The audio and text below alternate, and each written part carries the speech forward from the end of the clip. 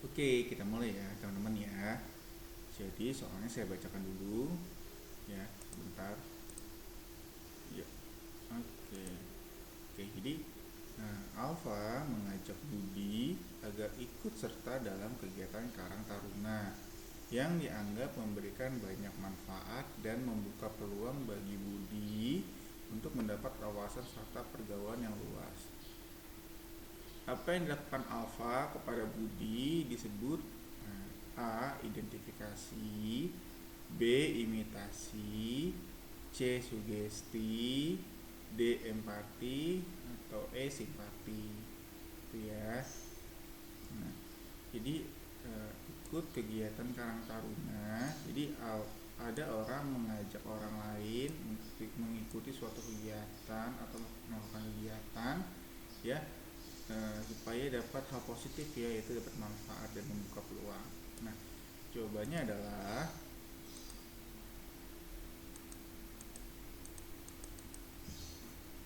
C ya, sugesti ya. Coba kita lihat pembahasannya. Oke, jadi karena Alfa ingin Budi memanfaatkan kegiatan itu untuk bergaulannya yang luas. Jadi dalam ilmu sosiologi, sugesti itu apa sih? Sugesti merupakan salah satu faktor terjadinya interaksi sosial. Nah, apa itu sugesti? Sugesti sendiri berarti dorongan pada individu maupun kelompok untuk melakukan suatu hal oleh orang lain yang umumnya memiliki wewenang, kekuasaan, atau pengalaman lebih banyak. Nah, di sini kan berarti si Alfa ini memberikan dorongan kepada Budi supaya melakukan suatu hal yang melakukan suatu hal gitulah ya. Nah, sugesti muncul oleh dorongan yang diberikan oleh orang lain. Oke, jadi Alfa ngasih dorongan ke Budi. Sugesti mirip dengan motivasi, tapi itu beda. Apa bedanya? Namun yang membedakannya adalah motivasi merupakan dorongan yang timbul dari diri sendiri untuk melakukan suatu hal. Jadi kalau motivasi itu misalnya di dalam dirinya sendiri, diri pelaku. Kalau sugesti itu dari orang lain terhadap pelaku ya.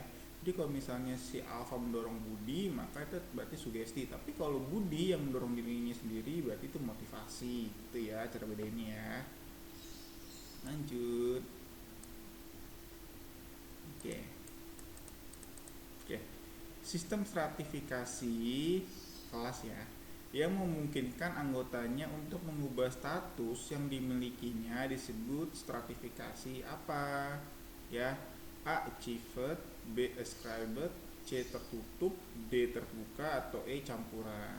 Nah, ini stratifikasi sosial gitu ya. Lanjut. Ya, jawabannya adalah yang D, terbuka ya. Jadi stratifikasi terbuka memungkinkan anggotanya untuk mengubah status yang dimilikinya. Oke. Oh, panjang ya. Oke. Jadi kita mulai dulu ya pembahasannya ya. Jadi sifat stratifikasi sosial dalam sistem masyarakat atau struktur sosial yang memungkinkan anggotanya untuk mengubah status yang dimiliki atau berpindah lapisan sosial disebut stratifikasi sosial terbuka. Melalui stratifikasi sosial terbuka, masyarakat dapat mengalami mobilitas sosial secara vertikal. Maksudnya pergerakan sosial secara vertikal nih, ya. Misalnya dari yang kasta paling rendah naik satu tingkat ke atasnya. Misalnya seorang pegawai yang dipromosikan menjadi manajer karena kerja kerasnya. Jadi gitu ya. Jadi vertikal nih, naik turun ya, bukan horizontal. Adapun sifat stratifikasi sosial lainnya adalah sebagai berikut. Stratifikasi sosial tertutup. Apa itu stratifikasi sosial tertutup? Stratifikasi ini adalah bentuk stratifikasi yang anggota dari setiap stratanya sulit melakukan mobilitas vertikal atau sulit terjadinya perpindahan lapisan sosial. Sifat stratifikasi ini dapat ditemukan pada masyarakat yang menganut sistem kasta. Ya, jadi ada stratifikasi sosial tertutup ya. Itu susah naik ya, contohnya kasta di India. Oke, lanjut. Ya, stratifikasi sosial campuran. Jadi tadi ada yang terbuka kan gampang naik secara vertikal, kemudian ada yang tertutup ya yang susah naiknya. Nah, ini ada yang campuran nih. Maksudnya apa? Stratifikasi sosial campuran merupakan kombinasi antara stratifikasi sosial terbuka dan tertutup. Misalnya seorang anggota kasta Brahmana yang berasal dari Bali sangat dihormati dan dihargai masyarakat di lingkungannya karena menganut stratifikasi sosial tertutup. Tapi jika dia pindah ke Jakarta, ia harus menyesuaikan diri dengan aturan kelompok baru yang cenderung memiliki sifat stratifikasi sosial terbuka. Oh jadi ini misalnya gini teman-teman ya, jadi misalnya keluarga kerajaan di suatu daerah gitu ya, pindah nih ke daerah lain lah, yang daerah lain lah situ siapa gitu ya, anggota kerajaan lah, emang di sini masih ada kerajaan, orang udah merdeka negara, nah gitu ya, jadi gitu ya, jadi contohnya kayak gitu. Jadi pindah daerah itu bisa hmm, beda juga stratifikasi yang berlaku ya, pernah seperti itu. Lanjut. Nah, sekarang seorang anak tukang beca merintis usaha dan saat ini telah menjadi pengusaha restoran yang berhasil. Fenomena sosial tersebut merupakan, nah ini masih sosiologi ya, jadi ada istilahnya orang susah ya, anaknya orang susah, kemudian sekarang jadi orang sukses. Ini fenomena sosial apa nih? Gitu ya, perubahan nasib ini. A. Kelas sosial, B. Stratifikasi sosial, C. Mobilitas sosial, D. Pelapisan sosial, atau E. Perubahan sosial. Nah, jawabannya apa ya? Ya, perubahan nasib ini jawabannya apa? Oke, kita lihat ya. Jawabannya adalah C, mobilitas sosial ya. Pembahasannya. Oke, jadi pada soal tersebut digambarkan bahwa seorang anak tukang beca menjadi pengusaha restoran yang berhasil. Nah, gambaran fenomena itu menunjukkan adanya mobilitas sosial tadi yang kita singgung di soal sebelumnya ya, pergerakan sosial ya, bisa vertikal ya, jadi dari susah jadi sukses atau sukses jadi susah gitu ya. Apa itu pergerakan sosial atau mobilitas sosial? Mobilitas sosial adalah perpindahan status sorry Mobilitas sosial adalah perpindahan status sosial individu dari suatu lapisan sosial ke lapisan sosial yang lain, baik ke lapisan sosial yang sorry baik ke lapisan sosial yang lebih tinggi ataupun yang lebih rendah. Anak tukang beca yang menjadi pengusaha merupakan bentuk mobilitas sosial antar generasi vertikal naik karena anak ini memiliki status sosial yang lebih tinggi dibandingkan orang tuanya. Dengan demikian, ilustrasi tersebut merupakan mobilitas sosial ya, intinya ada perubahan nasib ya. Jadi lebih baik berarti vertikal ke atas mobilitas sosialnya gitu ya. Lanjut lagi ya. Oke. Sorry. Ya, sebentar ya. Kita lihat soal selanjutnya.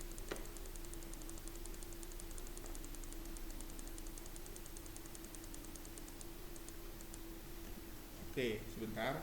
Sorry.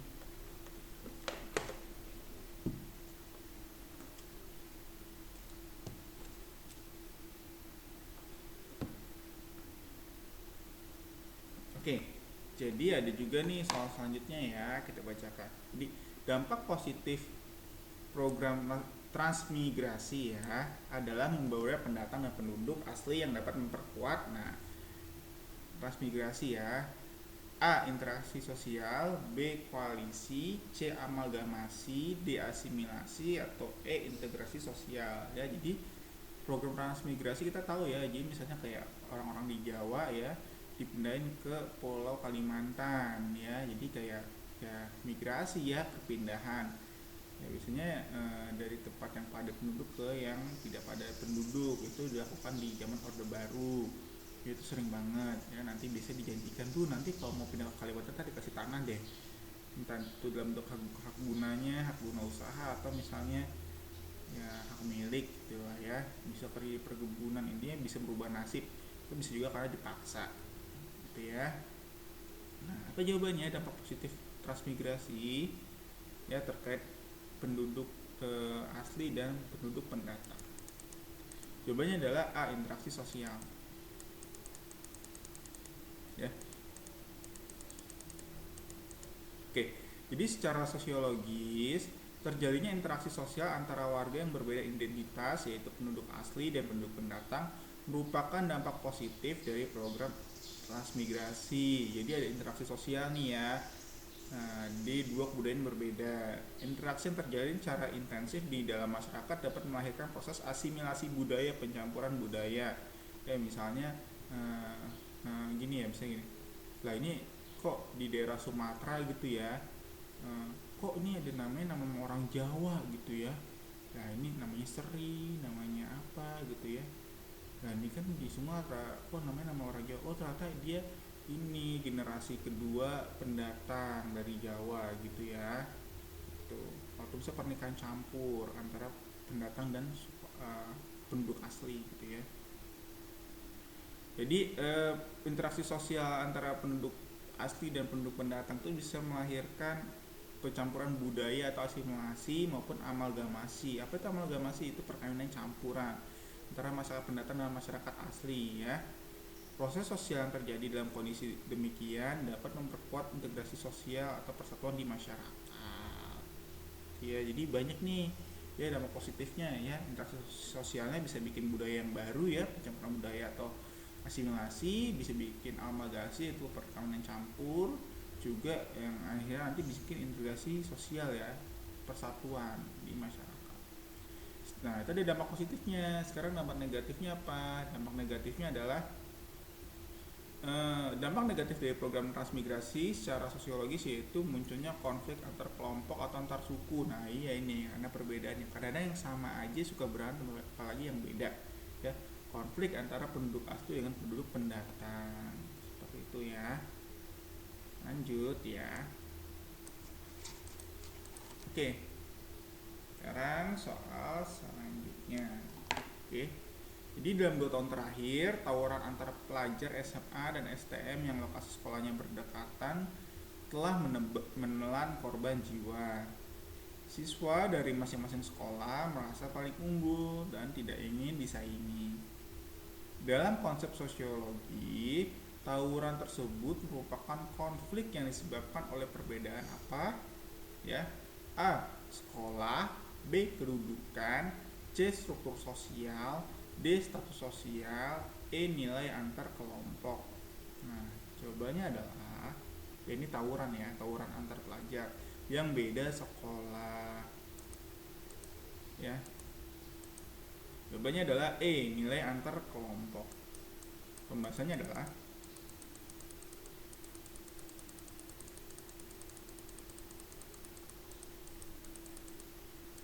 oke, jadi kan yang ditanyakan adalah faktor tentang atau faktor yang melatar belakangi terjadinya tawuran ya.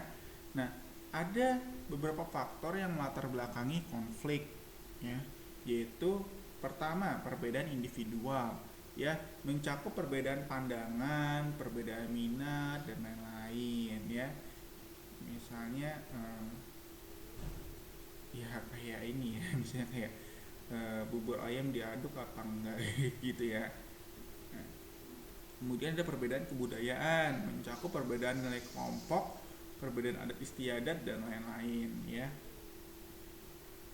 Kemudian ada perbedaan kepentingan seperti kepentingan ekonomi, kepentingan politik dan lain-lain. Dan bisa juga konflik terjadi karena perubahan sosial yang terlalu cepat. Oke. Nah, kelompok-kelompok sosial pada umumnya memiliki pandangan, ideologi, dan nilai yang berbeda-beda antara satu dengan yang lainnya. Perbedaan-perbedaan tersebut dapat menjadi sebab timbulnya konflik sosial. Nah, tadi kan tawuran ya, misalnya SMA A dan SMA B ini punya nilai-nilai atau ya iya nilai-nilai ya yang berbeda satu dengan yang lainnya. Nah, ini ketika bersinggungan ya, nah ini bisa bikin bentrok ya. Oke, kita lanjut ya, kita lanjut ke soal selanjutnya. Oke, soal selanjutnya, gelombang pemutusan hubungan kerja atau PHK yang terjadi besar-besaran di dunia akibat krisis ekonomi negara maju berefek pada negara berkembang. Hal ini merupakan dampak dari A. Modernisasi, B. Globalisasi, C. Westernisasi, D. Depresiasi, atau E. Demokratisasi ya. Jadi ini yang digarisbawahi adalah jadi gini, kan krisisnya di ekonomi negara maju, kok efeknya juga dirasakan oleh negara berkembang, ya? Itu kenapa? Nah, jawabannya adalah ya, yang E ya, globalisasi. Oke, pembahasannya adalah oke. Yang harus digarisbawahi adalah PHK akibat krisis ekonomi negara maju berefek pada negara berkembang. Oke. Hal ini berkaitan dengan konsep globalisasi, ya. Dalam proses globalisasi, negara-negara di dunia memiliki tingkat ketergantungan yang sangat tinggi, ya. Ya, kayak ini ya, warga negara dunia gitu ya jadinya ya. Antar negara juga saling terhubung baik dengan negara maju, negara berkembang ataupun negara yang sedang mengalami krisis. Kondisi ini dapat berdampak pada negara lain, misalnya Indonesia menjalin kerjasama dengan negara maju dalam hal perdagangan. Ketika negara maju tersebut mengalami krisis, maka mereka mengurangi impor dari Indonesia sehingga akan berimbas pada sektor industri berorientasi ekspor milik Indonesia. Nah ini ya globalisasi ya, kita saling berinteraksi dengan negara lain, bergantung dengan negara lain ya, misalnya kemarin nih yang batu bara ya, batu bara Indonesia mau stop ekspor, wah Korea marah-marah, Jepang marah-marah, kalau Cina slow santai gitu ya. Oh nggak bisa nih kamu bikin krisis nanti di negara saya batu bara. Nah dampak globalisasi ya gitu. Putusan di suatu negara bisa mempengaruhi negara yang lain, yang namanya juga kita sudah saling membutuhkan gitu ya. Lanjut.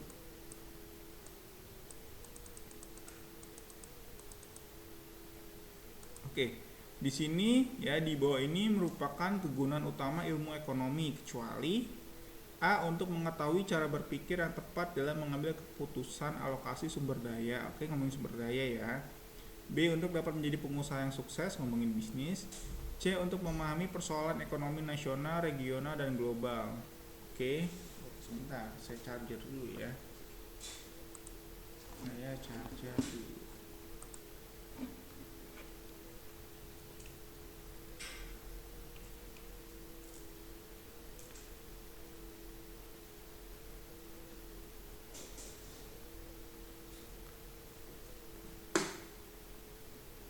Bentar ya, jadi ini ngomongin ilmu ekonomi itu buat apa sih gitu ya.